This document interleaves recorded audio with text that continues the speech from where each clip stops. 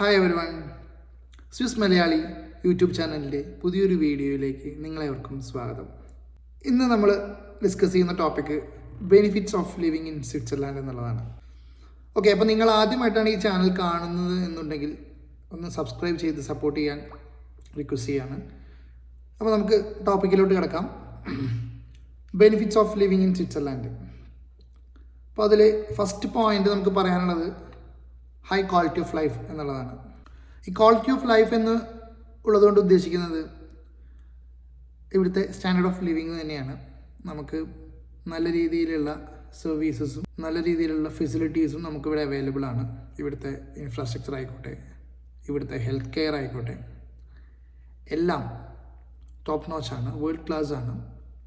നമ്മൾ കൊടുക്കുന്ന പൈസയ്ക്ക് അല്ലെങ്കിൽ നമ്മൾ കൊടുക്കുന്ന ടാക്സും ഗവൺമെൻറ്റിലോട്ട് കിടക്കുന്ന പൈസയ്ക്കും അല്ലെങ്കിൽ ഇവിടെ നമ്മൾ എന്തെങ്കിലും പർച്ചേസ് ചെയ്യാൻ വേണ്ടി സ്പെൻഡ് ചെയ്യുന്ന പൈസയ്ക്കും നമുക്ക് കൃത്യമായ ക്വാളിറ്റിയുള്ള കാര്യങ്ങൾ നമുക്ക് റിട്ടേൺ ലഭിക്കുമെന്നുള്ളതാണ് ഇവിടുത്തെ ഒരു പ്രത്യേകത. നമ്മൾ എവിടെ നോക്കിയാലും നമുക്കൊരു റിച്ച് ഫീലിംഗ് ആണ് ഇവിടെ താമസിക്കുമ്പോൾ നമുക്ക് തോന്നുന്നത്. മറ്റ് യൂറോപ്യൻ രാജ്യങ്ങളെ അപേക്ഷിച്ച് നല്ല രീതിയിലുള്ള ഒരു ഇൻഫ്രാസ്ട്രക്ചർ, ബെസ്റ്റ് ഇൻ ക്ലാസ് നമുക്കിവിടെ കാണാൻ സാധിക്കും.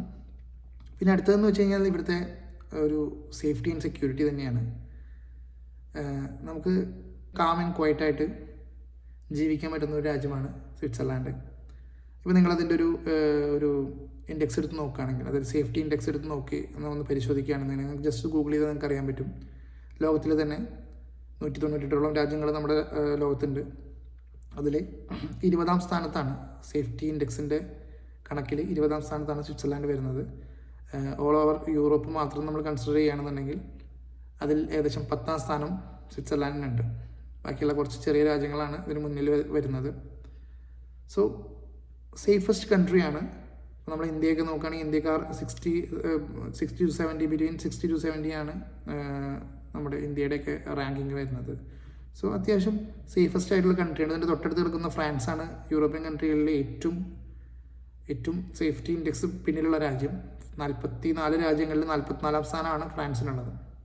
സോ അതിൽ 20ാം സ്ഥാനത്താണ് സ്വിറ്റ്സർലാൻഡുള്ളത്.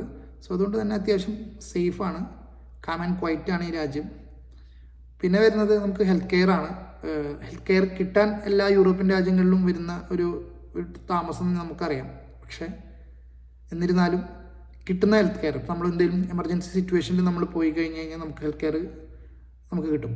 ആ സമയത്ത് കിട്ടുന്ന ഹെൽത്ത് കെയർ എന്ന് പറഞ്ഞാൽ അത് ബെസ്റ്റ് ഇൻ ക്ലാസ് ആണ്, വേൾഡ് ക്ലാസ് ആണ്. സോ അതും ഇവിടുത്തെ ഒരു പ്രധാന പ്രത്യേകതയാണ്, ഒരു ബെനിഫിറ്റാണ്. അപ്പോൾ ഈ ക്വാളിറ്റി ഓഫ് ലൈഫിൽ വരുന്ന കാര്യങ്ങളാണ് ഇതൊക്കെ. അതുപോലെ തന്നെ എഡ്യൂക്കേഷൻ നമുക്ക് പല രീതിയിൽ നമുക്ക് ഇവിടുത്തെ എഡ്യൂക്കേഷൻ സിസ്റ്റംസ്, ഇപ്പോൾ നമ്മൾ സ്കൂളിംഗ് കൺസിഡർ ചെയ്യുകയാണെങ്കിൽ സ്കൂളിങ്ങിന് പബ്ലിക് ആൻഡ് പ്രൈവറ്റ് ഓപ്ഷൻസ് ഉണ്ട് ഇവിടെ. പബ്ലിക്ക് അബ്സല്യൂട്ട്ലി ഫ്രീ ആണ്, പ്രൈവറ്റിന് നമുക്ക് പേയ്മെൻ്റ് ഉണ്ട്, നല്ല രീതിയിൽ എക്സ്പെൻസ് വരും. പക്ഷേ കമ്പാരിറ്റീവ്ലി ഞാൻ നമ്മുടെ ഒരു എക്സ്പീരിയൻസിൽ നമ്മുടെ ഫ്രണ്ട്സിൻ്റെയൊക്കെ മക്കൾ ഇതുപോലെ പ്രൈവറ്റിൽ പഠിക്കുന്നവരുണ്ട്. അപ്പോൾ എൻ്റെ മോൾ പബ്ലിക്കിലാണ് പഠിക്കുന്നത്. സോ പ്രൈവറ്റിൽ നല്ല എക്സ്പെൻസീവ് ആണെങ്കിലും പബ്ലിക്കിനെ കമ്പയർ ചെയ്ത് നോക്കുമ്പോൾ പബ്ലിക് സ്കൂൾസാണ് കുറച്ചും കൂടി ബെറ്റർ എന്നാണ് നമുക്കറിയാൻ കഴിഞ്ഞത്. ഇവിടുത്തെ ഗവൺമെൻറ് കൊടുക്കുന്ന അല്ലെങ്കിൽ ഫ്രീ ആയിട്ട് കൊടുക്കുന്ന ഇവിടുത്തെ സിറ്റിസൻസിന് കൊടുക്കുന്ന എഡ്യൂക്കേഷനാണ് പബ്ലിക് എഡ്യൂക്കേഷൻ.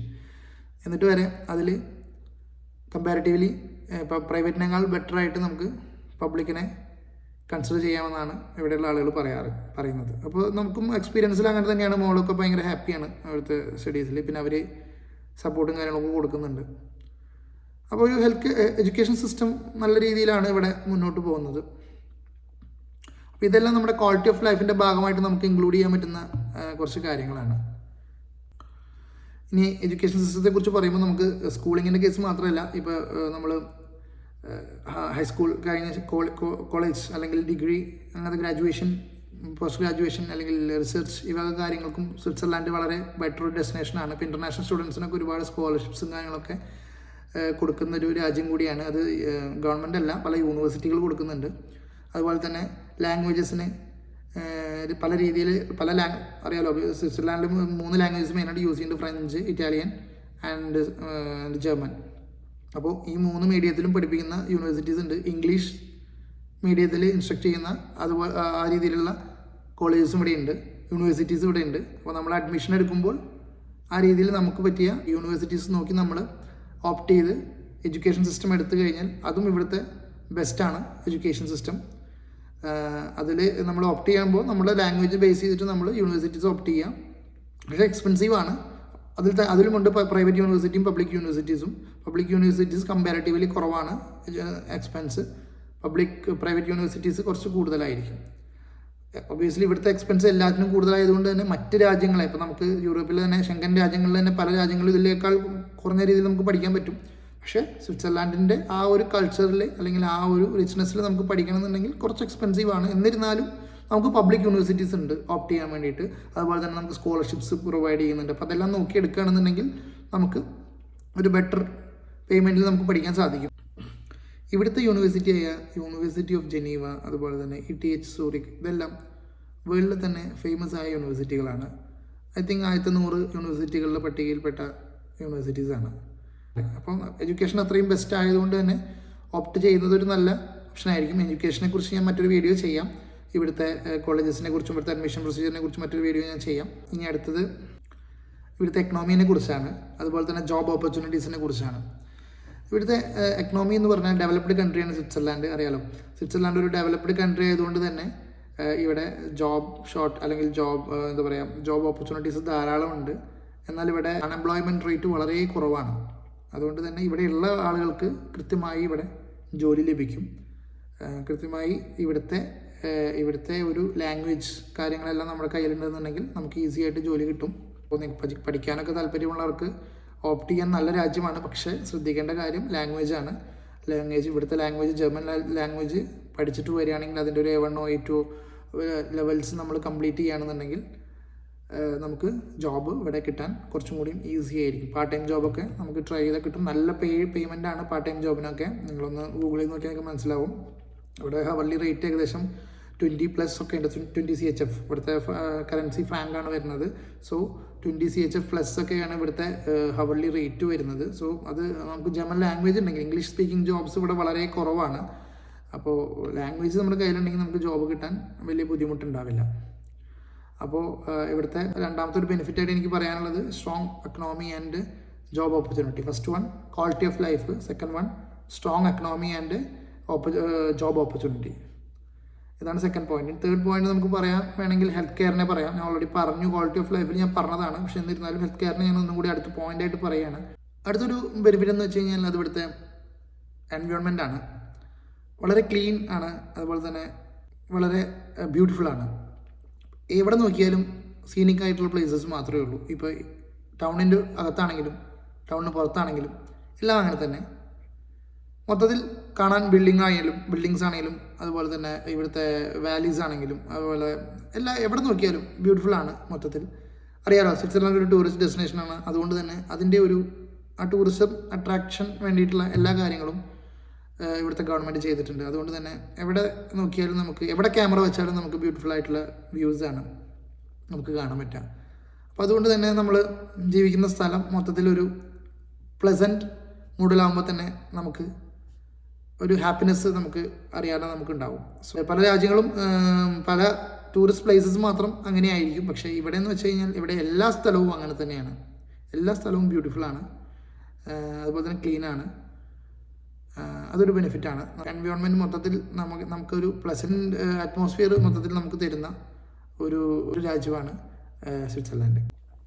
ഇനി വേണമെങ്കിൽ മറ്റൊരു ബെനിഫിറ്റായിട്ട് നമുക്ക് ഇവിടുത്തെ ട്രാൻസ്പോർട്ടേഷൻ സിസ്റ്റത്തിനെ പറയാം. ഇവിടുത്തെ പബ്ലിക് ട്രാൻസ്പോർട്ട്സ് എന്ന് പറയുന്നത് എഫിഷ്യൻ്റാണ്. കുറച്ച് എക്കണോമിക്കലി ഇത്തിരി റേറ്റ് കൂടുതലാണ്. ഒബിയസ്ലി എല്ലാം അങ്ങനെ തന്നെയാണല്ലോ. സോ റേറ്റിൽ കുറച്ച് കൂടുതലുണ്ടെങ്കിലും അതിൻ്റെ എഫിഷ്യൻസി വളരെ കൂടുതലാണ്. ഏത് മലയുടെ മുകളിലോട്ടും കുന്നിൻ്റെ മുകളിലോട്ടും നമുക്ക് പബ്ലിക് ട്രാൻസ്പോർട്ട്സ് അവൈലബിൾ ആണ്. സോ അതും ഓൺ ടൈം, അതിൻ്റെ എഫിഷ്യൻസിക്ക് യാതൊരുവിധ കുറവുമില്ല. അപ്പോൾ അതുകൊണ്ട് തന്നെ നമുക്ക് എവിടെ പോകണമെങ്കിലും നമുക്ക് പബ്ലിക് ട്രാൻസ്പോർട്ട് വെച്ച് നമുക്ക് ആക്സസ് ചെയ്യാൻ പറ്റും. ഏത് സ്ഥലത്തേക്ക് വേണമെങ്കിലും നമുക്ക് ആക്സസ് ഉണ്ട്. സോ അത് ഇവിടുത്തെ മറ്റൊരു ബെനിഫിറ്റാണ്. ഇവിടുത്തെ വേസ്റ്റ് മാനേജ്മെൻറ്റ് സിസ്റ്റം വളരെ നല്ലതാണ്. കൃത്യമായ ഇടവേളകളിൽ കൃത്യമായി വന്ന് മുനിസിപ്പാലിറ്റിയുടെ സൈഡിൽ നിന്ന് നമ്മൾ ഡെപ്പോസിറ്റ് ചെയ്ത വേസ്റ്റുകൾ കളക്ട് ചെയ്യുകയും കൃത്യമായി കൊണ്ടുപോവുകയും ചെയ്യുന്നൊരു സിസ്റ്റം ഇവിടെ ഉണ്ട്. നമ്മൾ ഡെപ്പോസിറ്റ് ചെയ്യുന്നതിന് ഒരു പർട്ടിക്കുലർ ഗൈഡ് ലൈൻ ഉണ്ട്. മുനിസിപ്പാലിറ്റി നമുക്ക് അതിന് വേണ്ടിയിട്ടുള്ള ഒരു പെർട്ടിക്കുലർ കവേഴ്സും കാര്യങ്ങളൊക്കെ ഉണ്ട്. അപ്പോൾ അത് നമ്മൾ വാങ്ങി ആ രീതിയിൽ തന്നെ നമ്മൾ ഡെപ്പോസിറ്റ് ചെയ്യണം. ഈ പറയുന്ന ഡസ്റ്റ്ബിന്നുകളിൽ ഡെപ്പോസിറ്റ് ചെയ്യണം. സെപ്പറേറ്റ് ഫുഡ് വേസ്റ്റ് സെപ്പറേറ്റ്, അതുപോലെ തന്നെ പ്ലാസ്റ്റിക് വേസ്റ്റുകൾ, ബോട്ടിൽസ്, ഇതെല്ലാം സെപ്പറേറ്റ് ആയിട്ട് നമ്മൾ ഡെപ്പോസിറ്റ് ചെയ്യണം. അത് കൃത്യമായി അതിനുള്ള സ്ഥലങ്ങളുണ്ട്, ഡെപ്പോസിറ്റ് ചെയ്യേണ്ട രീതിയുണ്ട്. അതുപോലെ തന്നെ മറ്റുള്ള വേസ്റ്റുകൾ കളക്ട് ചെയ്യാൻ വേണ്ടിയിട്ട് പർട്ടിക്കുലർ ഡേയ്സ് ഉണ്ട്. ആ ഡേയ്സിൻ്റെ ഒരു പേപ്പർ വർഷത്തിൽ നമുക്ക് കിട്ടും. അപ്പോൾ അതിൽ ഇന്ന ഡേറ്റിന് ഇന്ന വേസ്റ്റ് എടുക്കാൻ ആൾ വരുമെന്ന് പറഞ്ഞു കഴിഞ്ഞാൽ പ്രോപ്പറായിട്ട് ആ ഡേറ്റിന് തന്നെ വലിയൊരു വണ്ടിയായിട്ട് വന്ന് അവരത് എടുത്തു കൊണ്ടുപോകും. അതെല്ലാം ഭയങ്കര ആക്യുറേറ്റ് ആണ്, ഭയങ്കര പ്രോപ്പറായിട്ട് കൃത്യമായിട്ട് അവരത് ചെയ്യും. അപ്പോൾ ഇത്തരം ബെനിഫിറ്റ്സാണ് മെയിനായിട്ട് നമുക്കിപ്പോൾ സ്വിറ്റ്സർലാൻഡിൽ ജീവിക്കുമ്പോൾ നമുക്ക് കിട്ടുന്നത്.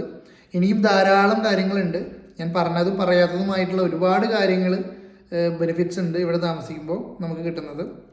എങ്ങനെയൊക്കെയാണെങ്കിലും ജീവിക്കാൻ വളരെ നല്ലൊരു രാജ്യം തന്നെയാണ് സ്വിറ്റ്സർലാൻഡ്. ഇവിടെ ജീവിക്കുക എന്നുള്ളൊരു ബുദ്ധിമുട്ടല്ല, ഇവിടെ എത്തിപ്പെടുക എന്നുള്ളത് മാത്രമാണ് വലിയൊരു ബുദ്ധിമുട്ട്. കാരണം ജീവിക്കാൻ എക്സ്പെൻസീവ് ആണെങ്കിലും നമുക്ക് നല്ല രീതിയിൽ സാലറിയും കാര്യങ്ങളൊക്കെ ഇവിടെ കിട്ടും. സോ ഇവിടെ എത്തിപ്പെടുക എന്നുള്ളത് മാത്രമാണ്, ഇവിടെ ഒരു ജോലി സ്വന്തമാക്കുക എന്നുള്ളത് മാത്രമാണ് വലിയൊരു കാര്യം. ഇനിയിപ്പോൾ ജോലിയായിട്ടാണെങ്കിലും അതുപോലെ തന്നെ എഡ്യൂക്കേഷൻ ആണെങ്കിലും ഇവിടേക്ക് വരാൻ ഓപ്പർച്യൂണിറ്റീസ് ഉണ്ട്. അപ്പോൾ അതിനുള്ള മാർഗ്ഗങ്ങൾ നമുക്ക് നോക്കിയിട്ട് ഇങ്ങോട്ട് കയറി വരാവുന്നതാണ്. അപ്പോൾ ഇത്രയാണ് ഈ വീഡിയോ. ഇനിയും കൂടുതൽ ബെനിഫിറ്റ്സ്, ഞാൻ വിട്ടുപോയ പോയിൻറ്റ്സുകൾ ഉണ്ടായിരിക്കാം. എന്നിരുന്നാലും ഇപ്പോൾ മെയിനായിട്ട് എൻ്റെ ഓർമ്മയിൽ വന്നിട്ടുള്ള കുറച്ച് കാര്യങ്ങളാണ് ഞാനിപ്പോൾ ഇവിടെ പറഞ്ഞത്. ഇനി കൂടുതൽ ബെനിഫിറ്റ്സ് നിങ്ങൾക്ക് ആർക്കെങ്കിലും അറിയുമെങ്കിൽ നിങ്ങൾക്ക് താഴെ കമൻറ്റ് ചെയ്യാം. അതുപോലെ തന്നെ മറ്റു വല്ല ഡൗട്ട്സും കാര്യങ്ങളൊക്കെ ഉണ്ടെങ്കിൽ നിങ്ങൾക്ക് കമൻറ്റായിട്ട് ചോദിക്കാം, ഞാൻ റിപ്ലൈ ചെയ്യുന്നതായിരിക്കും. ഓക്കെ, അപ്പോൾ ഇഷ്ടപ്പെടുകയാണെങ്കിൽ വീഡിയോ ലൈക്ക് ചെയ്യുക, ഒന്ന് കമൻറ്റ് ചെയ്യുക. അതുപോലെ തന്നെ ഈ ചാനൽ ഇഷ്ടപ്പെടുകയാണെങ്കിൽ ഒന്ന് സബ്സ്ക്രൈബ് ചെയ്യാം. ഓക്കെ, അപ്പോൾ ഈ വീഡിയോ അത്രയേ ഉള്ളൂ. Thank you so much. മറ്റൊരു വിഷയമായിട്ട് വീണ്ടും വരാം. Bye, see you, by.